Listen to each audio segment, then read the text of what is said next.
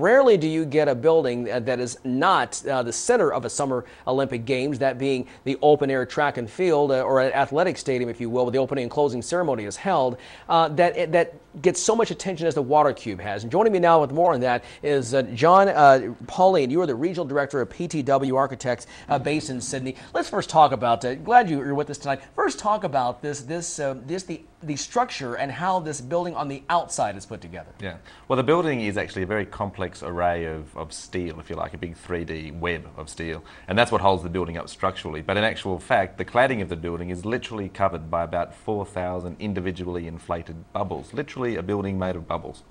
So how do you keep out the rain? How do you keep it warm in the winter, cool in the summer? How does that happen? Well, we put good seals between the bubbles to stop the rain from coming in, but the building literally acts like a massive greenhouse, like a double glazing system that people back in the States would be familiar with. So it keeps the building very warm in winter, and it keeps the building, cool in summer. So it's clever in that way. Okay, and I'm curious, because again, as I mentioned, the colors are always changing. So how do you get that? If you've got nothing really to work with, right. there's no backing to hide the Right. mechanisms. Yeah. How do you get the colors and all the designs and things to do with it to show up? Well, there's thousands and thousands of LED lights spread around the building. Our original intention was just to have it all just blue, just a beautiful soft blue, but in actual fact there can be almost any colour in the rainbow, so it can be very beautiful and very varied. Yeah, well, tell me this, the bird's nest I mentioned before, you told me that it was already the design, the competition for that was before the Water Cube. Yeah. So as an architect, how much pride did you take in trying to design a building that might,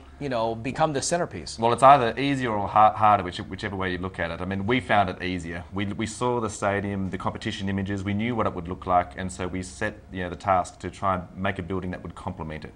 So, for instance, the main stadium is round, our building is square. The main stadium glows red, our building glows blue. Even in some ways, the main stadium can be seen as masculine, ours feminine. So we did everything we could to make these buildings really work well together, a complement. Yeah, 17 world records in this pool. Why is this pool so fast? That's what everyone's been talking about. Right.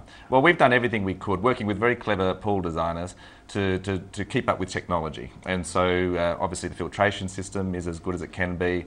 The ropes between the lanes obviously minimise the chop and turbulence, and also the edge gutters, the wash gutters, minimise the splashback as well. But to be honest, these things just make incremental changes to the speed in the pool.